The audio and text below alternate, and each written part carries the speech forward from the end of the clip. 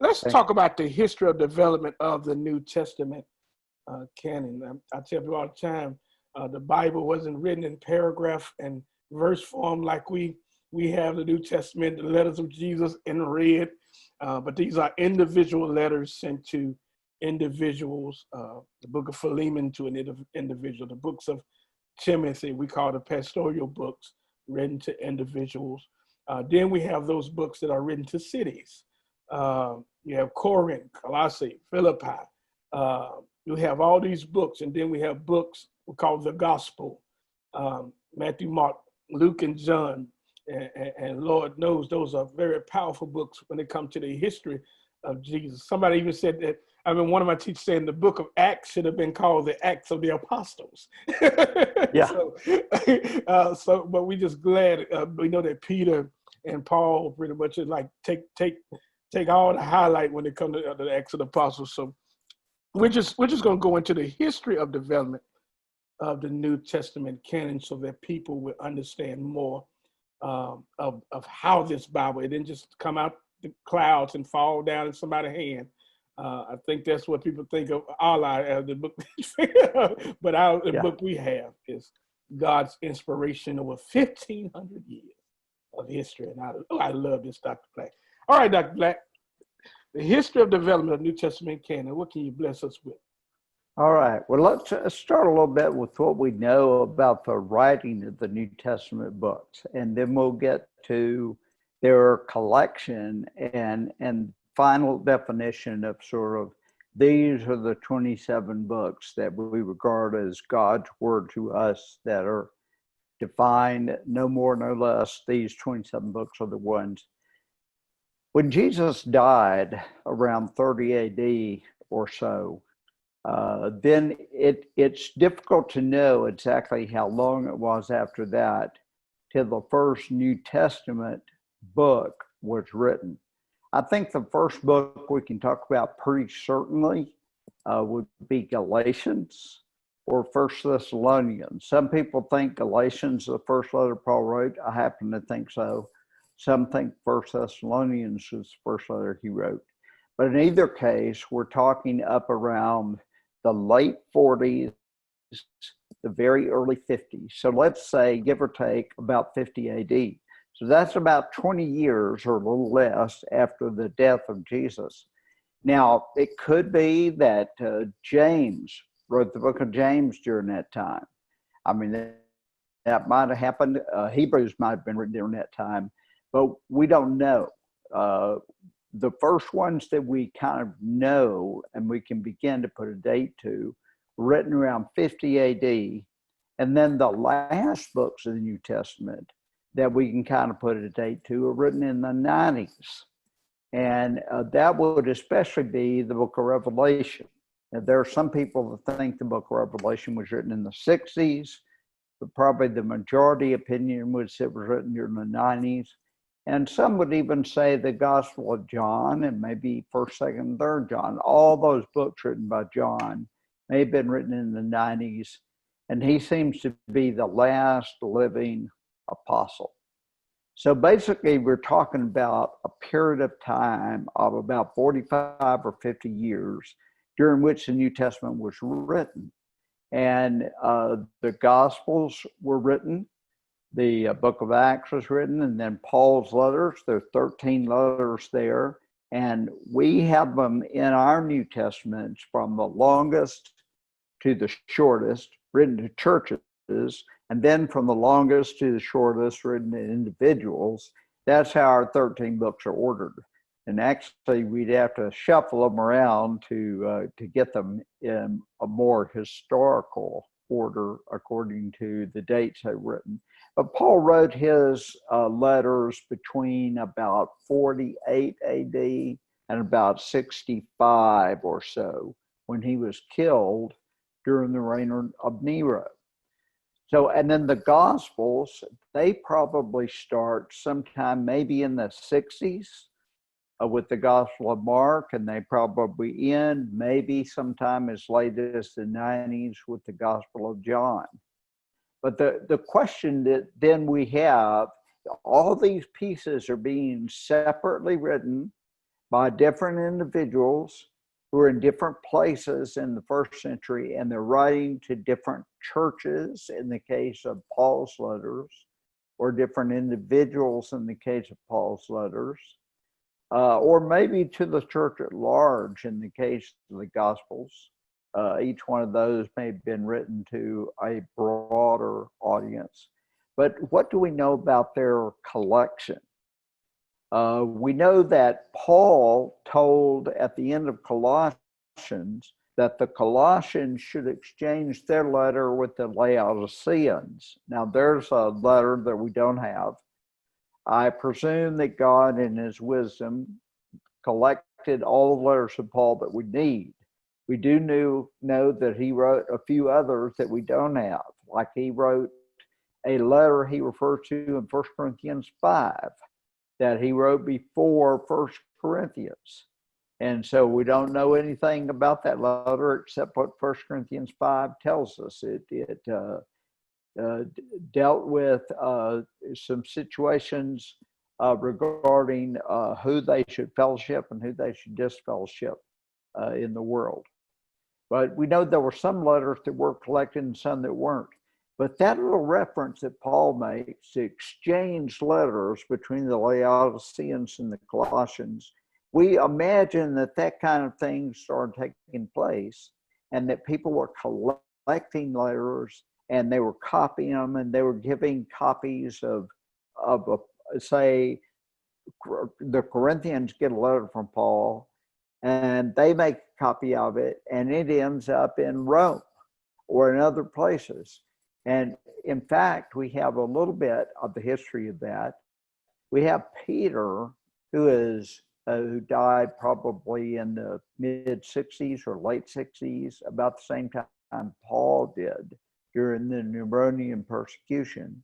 He refers in 2 Peter chapter 3 to Paul's letters and how they are hard to understand, and that some people twist them to their own destruction. Well, that indicates that whoever Peter was writing, which appears to be a broad group of Christians in Asia Minor, they already knew of Paul's letters. There were collections being made even in the 60s of letters that Paul had written. And so you might have a church in Ephesus saying, well, we have 10 letters written by Paul, and a church in Sardis saying we have 8 letters written by Paul, and they might be a little different, but eventually they come to be collected more and more as a collection of Paul's letters. And by the time that we get to the late first century, we start getting what we call the writings of the Apostolic Fathers. The Apostolic Fathers were early Christian writers that they've just gotten that particular title, Apostolic Fathers, but basically it just means a group of writers who wrote between the end of the first century and the first half of the second century. And so one of the earliest of those we know anything about is a guy named Clement. And he wrote a letter from Rome in the 90s, and we call it First Clement. And First Clement was written from Clement in Rome to the Christians at Corinth, and in it he refers to 1 Corinthians, and he also refers to Romans. And so it shows that at least, and maybe some other letters by Paul, and also the book of Hebrews is also referred to in First Clement. It shows that in the church at Rome, there was already a kind of collection of books that they were referring to. And it shows that the same thing exists in Corinth, because this guy writing from Rome could quote 1 Corinthians, but he could also quote Romans to the Corinthians. And so as we go into the first half of the second century, we don't have any list where anybody says, these are all the books of Paul, these are all of the Gospels, and so forth. But we are able to find references to all 4 Gospels by the first half of the second century, to the book of Acts, to all the letters of Paul, except Philemon. We don't have Philemon referred to, but it's one little one-chapter book, and it's probably just an accident that nobody happened to mention Philemon during the first half of the 2nd century, at least of the pieces that we still have. I wouldn't have any, I certainly wouldn't think that Philemon wasn't referred to. Hebrews is referred to, Revelation, 1 Peter is referred to, 1 John. So there are quite a number of the books of the New Testament that we clearly have used by the year 150. And then if we look at 150 to 200, we start getting more, partly because there was a guy named Marcion, who was a heretic that went to Rome in about the year 140. And Marcion was the first person we know of to say, here is a canon, and I believe in only these books. He had 10 letters of Paul. He didn't have all 13. He had 10 of them. And he had the Gospel of Luke. And the Gospel of Luke, he had edited and changed to be more to his liking. And those 11 books, he said, were it. Nothing else should be used by Christians. One of the major ways in which Marcion was a heretic is he didn't believe in the Old Testament at all. He wanted to dismiss the Old Testament. And so that's part of why he edited Luke. And probably he did some editing the letters of Paul as well, because they say too many things that would be pro-Old Testament for him. He didn't believe in the Old Testament. He didn't believe in the Old Testament God. He thought that was another God with a little g and not the God that ought to be worshiped by Christians. So his canon didn't have 39 books plus 11 books. It had 11 books. That was it. Well, in response to that, there was more effort at collecting and putting together collections of New Testament books. And so in the second half of the 2nd century, we have a lot of writers who quote and refer to most of the New Testament books. And in fact, we have one list. We have a list that we call the Muratorian Canon. It's named for an Italian guy whose name was Muratori, and he is the one who first discovered this ancient manuscript. And it's broken off at the beginning and broken off at the end, but it had 22 of the New Testament books. We know that it had Matthew and Mark, even though they're not referred to, because when we come into just a couple of sentences and then the first reference to Luke, it says, and the third gospel. And then it lists John as the fourth gospel. And it works its way through the letters of Paul and the book of Acts and discusses 22 of the New Testament books. Now, there might have been some others in the Muratorian canon. It's broken off at the end, as well as it's broken off at the beginning. And so we wish we had the whole thing, so we would know exactly what books that whoever wrote this is trying to say should be the books of the New Testament. But in the second half of the 2nd century, so here we're talking about the year 150 to about 200, we know that most of our New Testament books were being widely used. The ones that don't seem to be widely used are very few. They would be James, 2 Peter, 2nd and 3rd John, and Jude. And if you think about those books, 2nd and 3rd John and Jude are just one chapter apiece. There's not very much to those books, and so it may be totally accidental that we don't have any references to those books. And then 2 Peter is just 3 chapters, and James is 5 chapters. I suppose James is the most surprising one for us to have very little reference to at the end of the second century.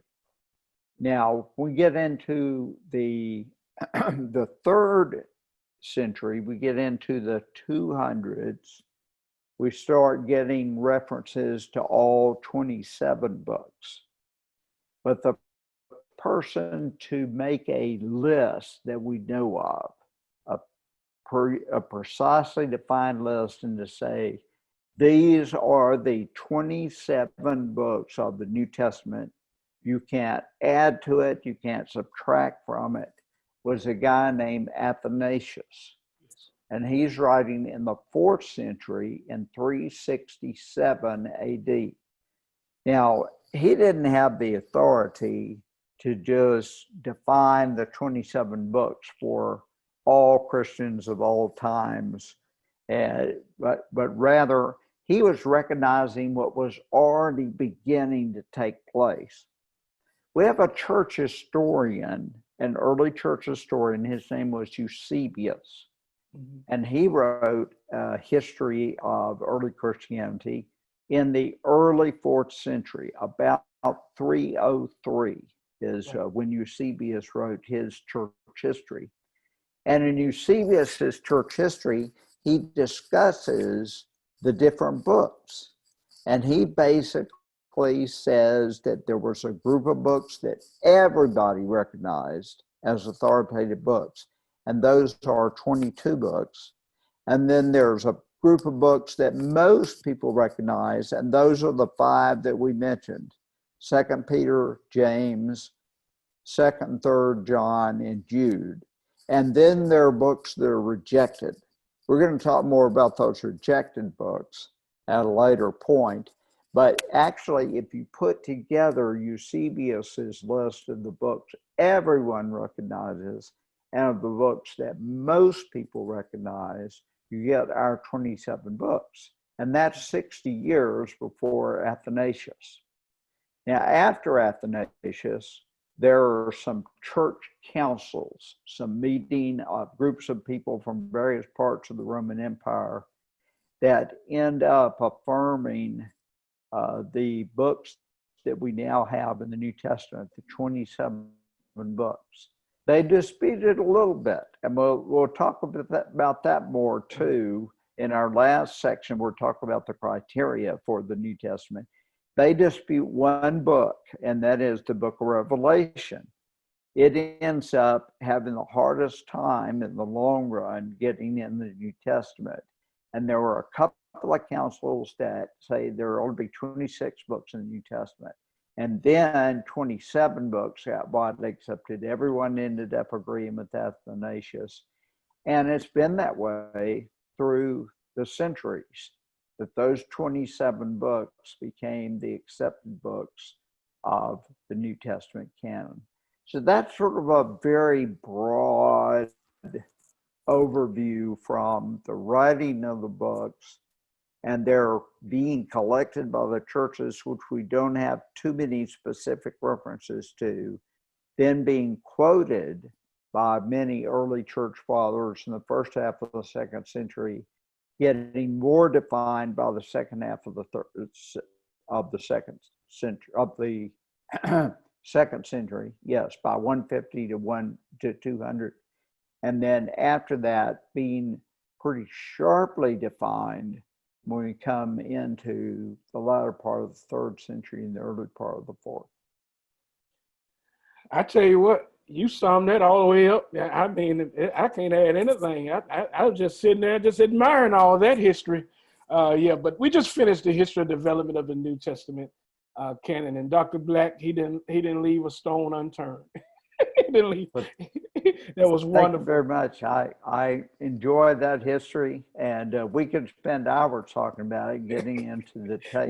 We just trying to, we know attention span gets short, unless you just really have a heart for it. So absolutely, you touch on Marcion and him trying to force his books as the accepted books, and then the need for counsel and men and to come together of leaders to come together and work together to decide Yeah. what is considered inspirational in those councils. So and that's good, because we're about to go into another section. We're going to talk about why some were rejected, and we're going to talk about criteria for entering the books that were accepted into the New Testament, which is very powerful and understanding also, and that people can see that this criteria, it was important of making sure that God inspired